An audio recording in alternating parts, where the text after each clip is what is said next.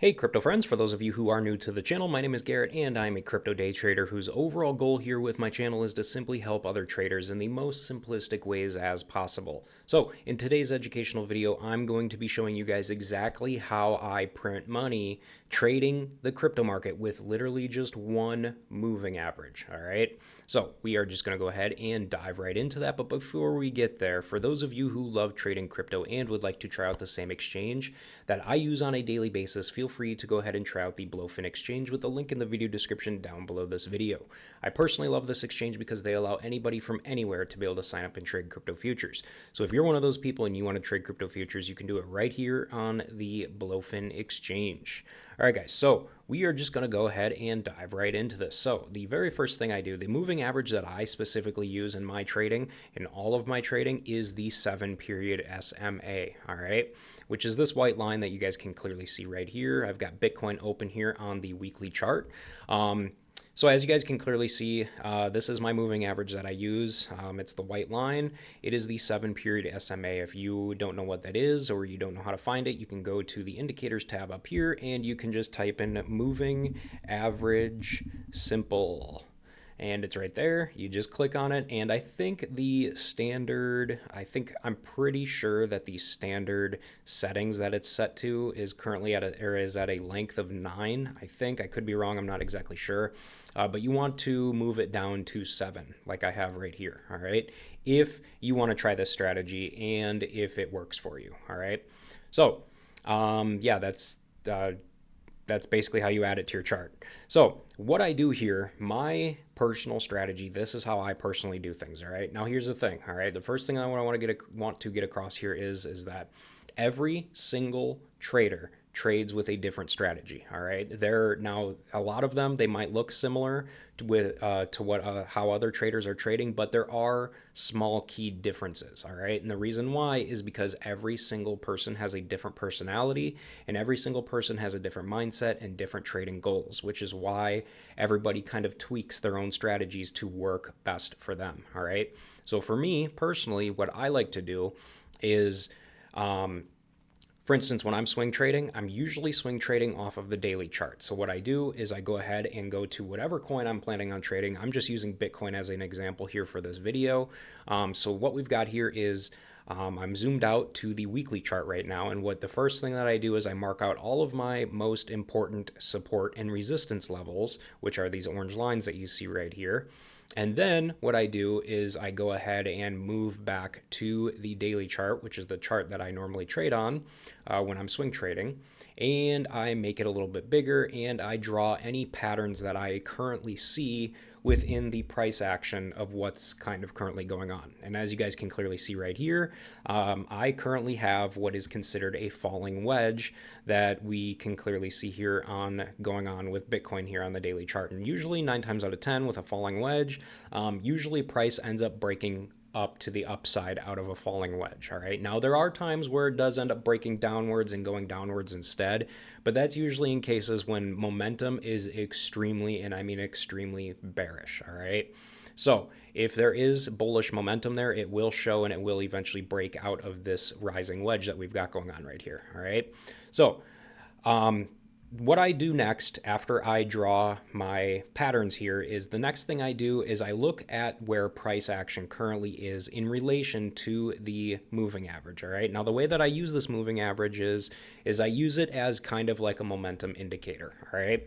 And the way that I use it is that obviously, as you guys can clearly see, and I talk about this a lot in a lot of my videos, is the fact that when price action is below the moving average, we're typically dealing with bearish sentiment. All right. When price action is above the moving average, we're typically dealing with bullish sentiment, as you guys can clearly see.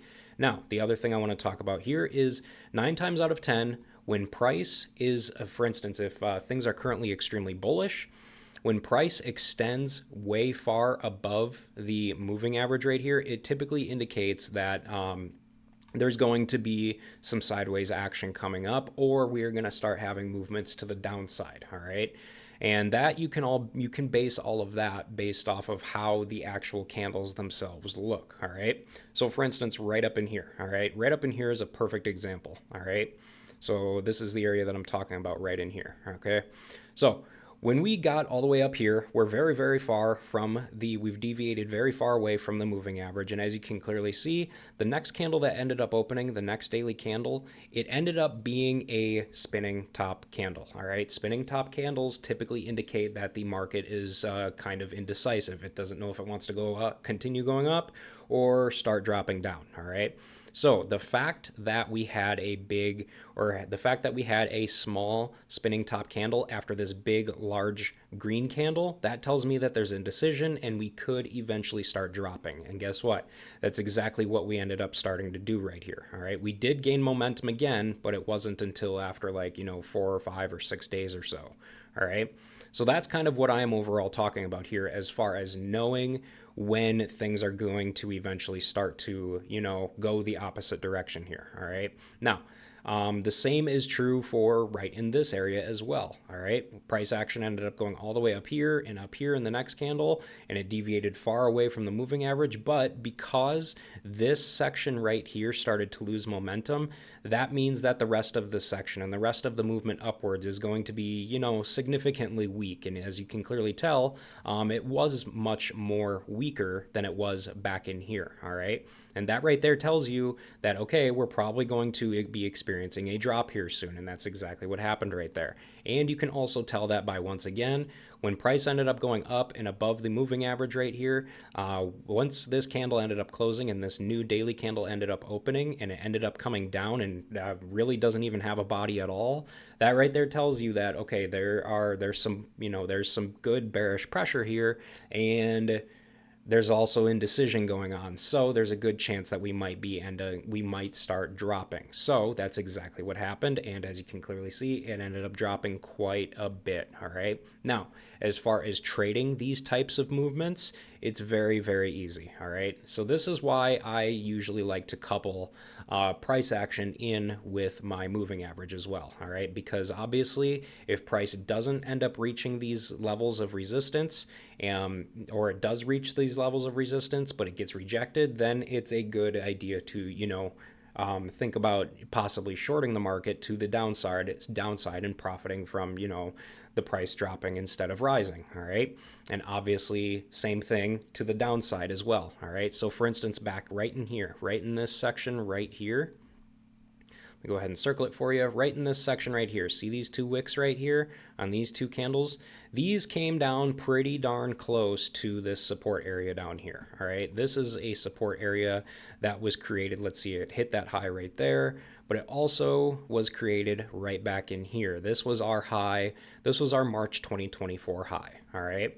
So as you can clearly see, we have all kinds of support right in that general area, and instead price basically hit that level, and instead of going down further, it ended up bouncing straight back upwards and going upwards and rejecting that support level. So that is good news. So you could have ended up placing a long order right down in this area somewhere, and you would have ended up riding it all the way to, currently where it's at right now. All right. Now, this is a reason why I have the wedge, the falling wedge marked out here as well, because as you guys can clearly see, price action pretty much followed the wedge kind of, quite pretty exactly, as you guys can clearly see. For instance, right in here, this is kind of what I'm talking about right in here, this candle right here. All right, this one right here, it literally touched the very top of the falling wedge right there. And then the next day, which was yesterday, it literally just started dropping. All right. So that right there tells you that, okay, we clearly do not have enough momentum yet to break out of this wedge. Okay. Now, when we do finally break out of this wedge, we want a very strong closure, a daily candle closure above this wedge. And if that ends up happening, I'll probably end up taking a long position and hoping to ride it up to this next layer of resistance. When it gets to this layer of resistance, what I'm going to do is, if price action stops at this level of resistance, what I'll do is I'll end up taking profit on my position, and I'll end up getting out of the position, and I will end up opening up a short position if price action ends up rejecting this resistance area and starts going downwards instead. All right. So what you always want to do here is you want to long support and short resistance, all right? But only if the confirmations are there, all right? And the confirmations that I'm talking about here that I personally use is one is either if the candle movement ends up closing above these key levels, or for shorting below these key levels, all right? Let me see if I can show you a perfect example here. Here's a perfect example, actually. So this layer of resistance right here at 89,000 some odd dollars, whatever, we created back here when we created this low in January of 2025, all right?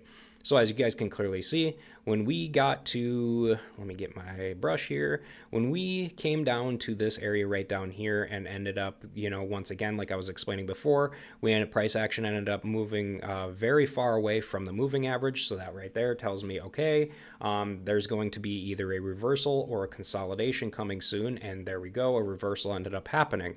So I would have ended up getting into this trade when price action crosses and closes above this moving average. That tells me that momentum is back, or bullish momentum is back, and I should get into this trade. All right, so I probably would have ended up entering this trade right around the top of this candle right here, right around, my arrow's not going through the candle wicks, right around the top of, pretty much right in here where this green candle ended up closing. All right, so if you were to have ended up getting in right there, and then your profit target would want to be where resistance is at. So you basically get in right there, and where is my, man, I'm doing so bad here with my ruler tools and where my tools are at.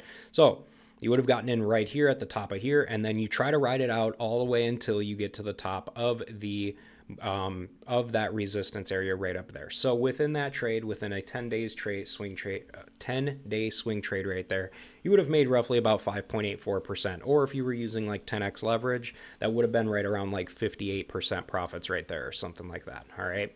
So that is overall here what I am talking about as far as how I print money using just one simple moving average. All right. Now, if we go ahead and, since this is on the daily chart, let's go ahead and move to a quick different coin. We're just going to pick a random coin like HNT, and we will move to a different time frame just to show you how it can work on different time frames as well. All right. So different time frames. So we are currently trading on the 1 hour chart here on Helium, and this is just me just picking a random ass coin and just showing you a perfect example here. So we'll go to the 1 hour and we will start to, nice W pattern right there. We will go to the 4 hour and we will draw some support and resistance levels. All right. So as of right here, let's see here. We have got resistance way up here. Let's see here. We have probably got, let me see here. We've got some, we've got resistance, support and resistance all over the place. We've got resistance right there. Let's see here. We've got another one right in here. And let's see here. We've got support right in here for sure. So we've got support right in there. And then let's see here. We will put support down here. We can put another one right at the top of this W here, because that's pretty nice looking. It's a pretty nice looking structure right there. I actually like that a lot. All right, so that's probably enough for right now. And then what we will do is we will go ahead and move to the chart that we're trading on. So the 1 hour chart, all right? So we are on the 1 hour chart, and as you guys can clearly see right here, the point I was talking about as far as I would end up getting in when price action crosses over to the upside or down to the downside, this is kind of what I'm talking about here, okay? So realistically, this support level right here would have been created way back in here. So that support level would have been there already. So when this ended up deviating far away from the moving average, and obviously, like I was talking about before, price usually starts to drop after that happens, and it clearly did, and you can clearly see it. And you would want to get in when it crosses over the 7-period SMA, but obviously, if the support level is very, very close to where your entry level would be, I mean, that's up to you if you want to get in on that trade or not and ride it down to this very short support level or not. So if you were to have ended up getting in on that trade, you would have probably made roughly around 2% or 20% with 20x or with 10x leverage or so. But here is a better, down here is a better example of kind of what I'm talking about here. All right. So we ended up coming down, we deviated far away from the moving average, and obviously we had this reversal happen. And then we started to cross above to the upside, and we ended up going above this resistance area right here. All right, which is a very good thing. So obviously, if you would have ended up trading this and you ended up getting in when it crossed over to the upside here, which is where I would have gotten in at, and you would have tried to ride it up to the resistance level, because obviously this price action didn't happen yet. So you want to try to ride it up to the first resistance area, but if price action ends up crossing above that resistance area and closing above it, that right there tells you that, okay, there's a ton of momentum, ton of bullish momentum going on here on the 1 hour chart, and I'm going to stay in this trade. So you stay in it and you continue going even higher and higher. Now we're at the next resistance area. All right. So once again, we're at the next resistance area, but price action ended up crossing above that resistance area again with momentum like it did down in here. So that tells you, okay, well, I'm going to stay in this trade once again. All right. So you continue to stay in that trade, and then here we are at the very, very top, and it starts to kind of teeter out and kind of start to lose momentum. Now, you probably wouldn't have ended up taking profit way up in here. You probably would have waited to see, first of all, if the next candle ends up opening up to the downside or continuing higher. This one ended up going to the downside, and then the next candle opened up and it ended up going to the downside as well. So realistically, you probably would have ended up taking profit right around in that area somewhere. All right. So if you were to have ended up trading this, you would have made roughly a good solid, within 14 hours, you would have made a solid 11.4%, or with 10x leverage, it's like 110% or so. All right. So within just one single day, you could have made a good solid 100% plus profits right there just by trading with this very, very simple strategy that I personally love to use and I've been using for a very long time. All right. And as you guys can clearly see, there's all kinds of different areas where that has happened as well. For instance, right in here, price action ended up crossing and it just blew up bullish from there. All right.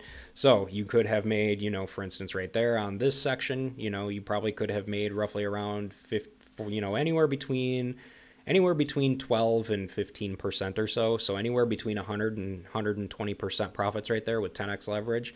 And the same thing can be said for the downside as well. All right. So obviously, like right in here, hey, we crossed down to the downside. We failed to hold this support level right here. And we ended up crossing to the downside as well. That tells me that we're bearish, and we ended up going down. Now you end up taking profits somewhere around in here. Hey, you just made 4.3% or 40% with 10x leverage right there, just in a matter of just 4 hours. All right. So overall here, realistically, it's a very, very simple strategy to use. You just got to know how to use it. And like I said earlier, not everybody is going to be the same as far as trading strategies. There's a lot of people out there that there's a lot of friends that I have in the crypto trading space. And realistically, they've tried my strategy and it doesn't work for them, but it works for me all day, every day. All right. I also know other people who have different trading strategies that I've personally tried, and these strategies work great for them, but I've tried them and they don't work great for me whatsoever. I lose every single time I try them. So this just goes to prove that not every trading strategy is going to work for every single person. All right. It's all a matter of what works best for you, your personality, your overall mindset, and your overall goals with your crypto trading as well. All right. Now, guys, before I go ahead and wrap up this long video, if you guys enjoyed this video and you feel like you got some decent value out of it, please make sure to go ahead and subscribe to the channel, hit the like button below the video, and leave me a comment below on your thoughts of what you thought of this video. And with that said, you guys, thanks for watching.